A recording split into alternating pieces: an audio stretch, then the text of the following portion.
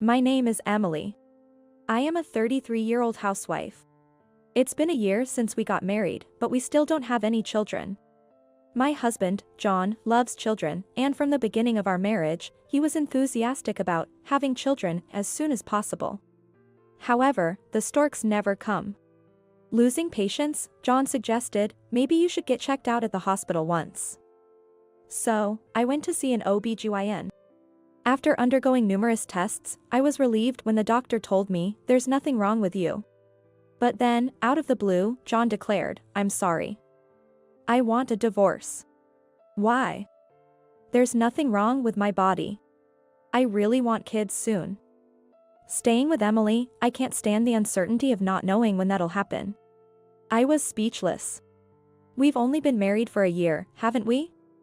Since it's proven I can conceive, couldn't you have waited a bit longer? But, Emily, you're already 33.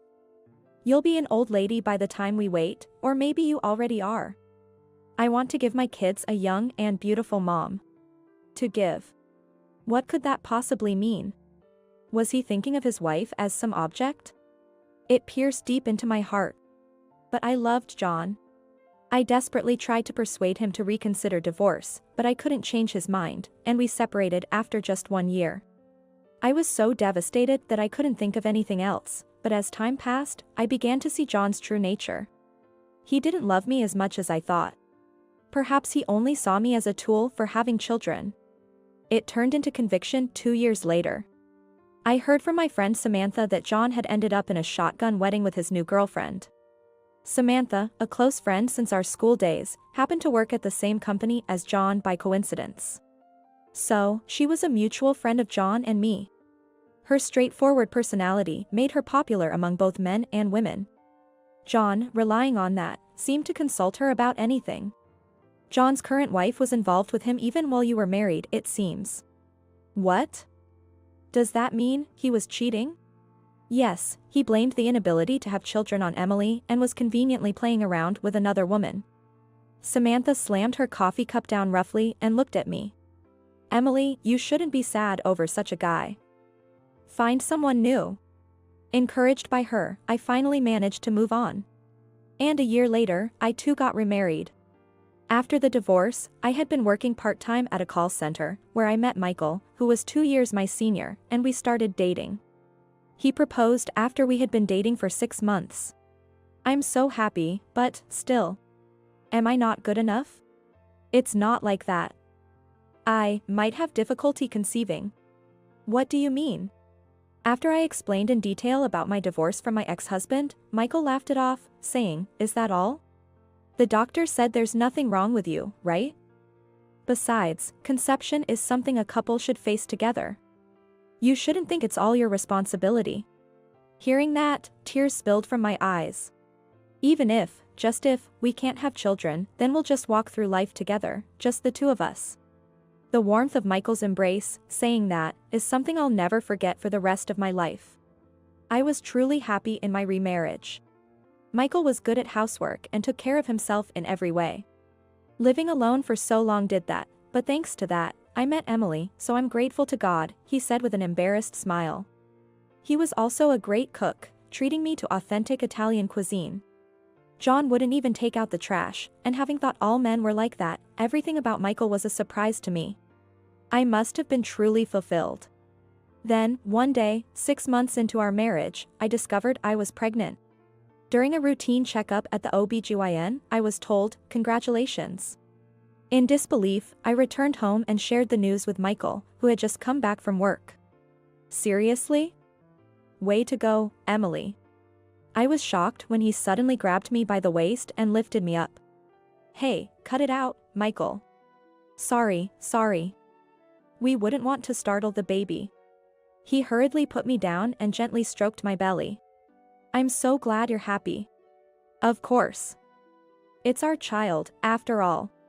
Seeing Michael's eyes well up made me feel like crying too. It's all thanks to you, Michael.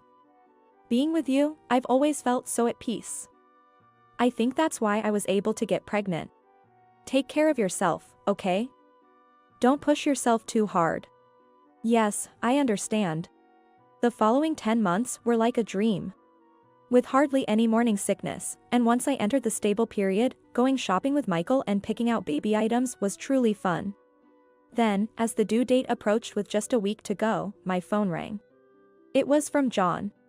I hesitated but then pressed the call button. Hello? Hey, Emily? It's me. Long time no speak. I heard from Samantha that you're pregnant, is that true? Yes, it is. Why? I just thought, you couldn't get pregnant.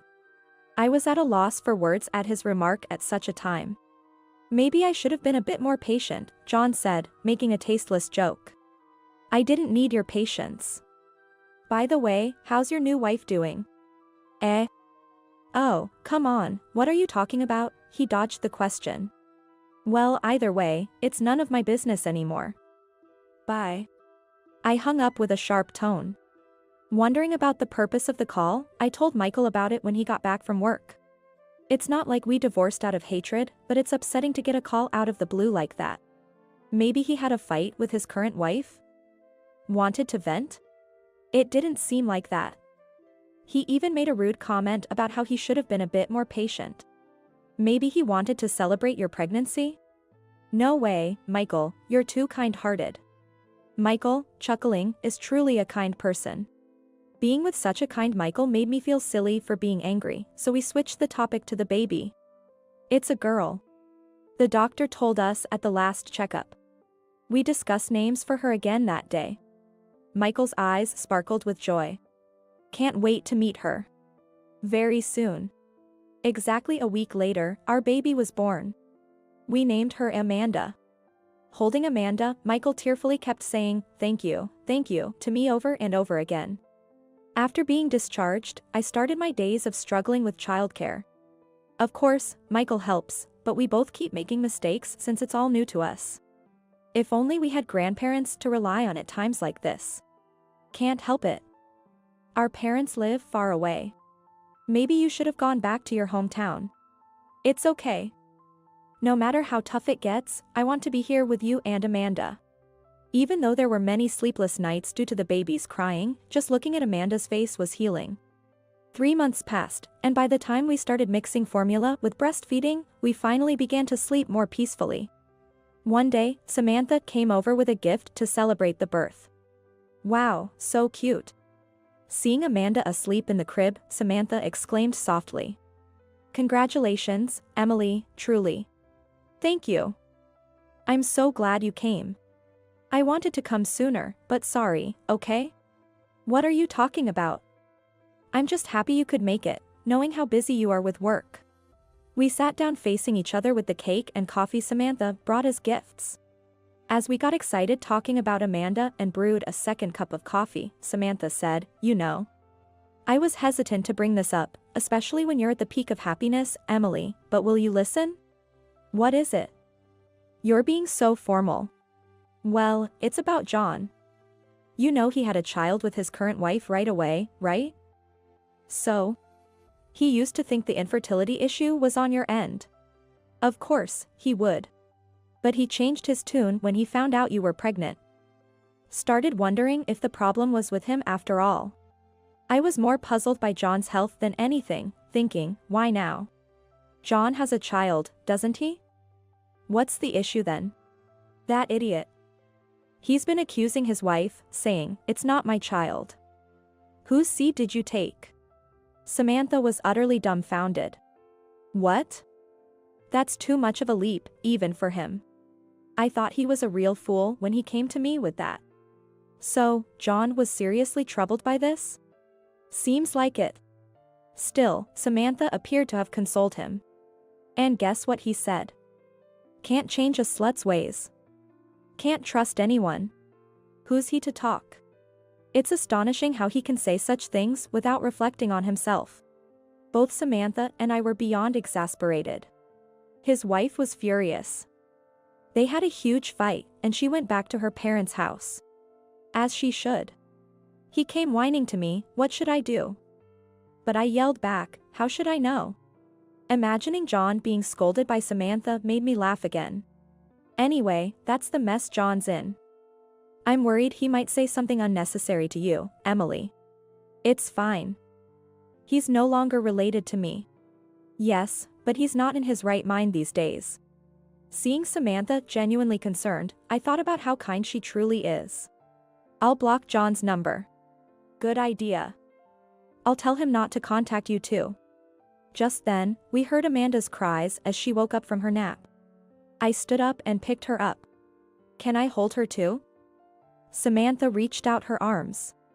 As we both comforted Amanda, John's matter completely faded from my mind. A month passed, and I was busy with the hectic days of childcare. There had been no contact from John. But then, unexpectedly, John's wife came to visit with their child. She said she got our address from her mother-in-law. I had informed the in-laws of our whereabouts just in case. John's wife, who introduced herself as Judy, seemed to be in her 20s, with large, expressive eyes, giving her a cute appearance. Bob, who is nearly 2 years old, looks just like Judy. We sat facing each other on the sofa. Bob was enthusiastically entertaining my daughter, who was lying down. I'm sorry for coming out of the blue. I just really needed to apologize to you, Emily, Judy started. Apologize? Yes. I didn't know John was married when we started dating. I felt truly sorry about everything that happened. I was honestly baffled as she apologized. The truth is, I'm troubled by this late apology, was what I really felt. Did you come all this way just to say that? No, it's just that, we've decided to get a divorce. What? With John? Yes. I know it's none of your business, but I just had to talk to someone about it, so I came here. Judy began to pour out her story like a floodgate had opened. Her story was one shock after another. He kept berating me, insisting the child wasn't his. Then I'll show you proof, I said, and we got a DNA test to prove the parentage with John. So, the problem was resolved, right? It's not that simple. You're still dirty. I only married you because you could bear children, he would say whatever he wanted. But as soon as the test results came back, he flipped, saying, oh, great, great. Now we can ease ourselves and have a second one. How could I forgive that? Judy was furious. Sure, I might have been the other woman, but John was the one who deceived me. Judy slammed the table hard. Hey, calm down. You'll scare the kids. I'm sorry. She seemed to come back to her senses and lowered her head. So, you decided to get a divorce? Yes. He sees his wife as nothing more than a tool for making children. It doesn't matter to him who it is. I understood that feeling all too well. Because I felt the same. If you ask me if I hate the woman before me, maybe I do. But at least the children are innocent. Looking at the kids playing happily, I couldn't help but feel sorry for them. Fortunately, John's parents are on my side. They're so fed up with his stupidity that they've banned him from their home. His parents are good people. Right? How could such wonderful parents have such a scumbag for a son? We ended up laughing as we looked at each other. John's been lamenting about wanting custody, but of course, I won't give it to him. If he makes more trouble. His parents told me to hire a lawyer. So, what will you do now, Judy? I'll go back to my parents' house and look for a job. Good luck. Thank you. I thought you, Emily, of all people, would understand how I feel. And I was worried that idiot might start trouble with you again. Please be careful. Feeling an odd sense of solidarity, I no longer felt like blaming Judy. Both of us lacked judgment in men. Not at all. Look at you, Emily, you've found such a wonderful husband now. There's still plenty of hope for you, Judy. With a big smile, Judy left. We might never meet again, but I sincerely wished her happiness. I heard from Samantha about a month later that John and Judy's divorce was finalized. I've changed my phone, so I haven't heard from John. But it seems John is still telling people around him that the reason for our divorce was my fault. What a pathetic man. It would have been fine if you had just gotten pregnant sooner, he's still saying that. On the other end of the phone, Samantha was fuming with anger. I was so pissed off that I decided to give him a piece of my mind in front of everyone. What did you do? I decided to send him on secondment to a subsidiary. Samantha is John's boss. She, being highly capable, had climbed her way up to being the department head in John's division. Isn't that an abuse of power? A woman's enemy is the enemy of society. As I listened to Samantha laugh, I murmured, "Tough luck, John. There's nothing wrong with wanting children. But men who only see women as tools for childbearing don't deserve to thrive in this world." Pitiful John, strictly dealt with by both his wife and boss, seems to continue his misogyny unabated. Even in his demoted position, he's making advances on women and getting what he deserves. Fools never learn unless they face the consequences. Maybe I should ask the King of Hell to snip off that part of him.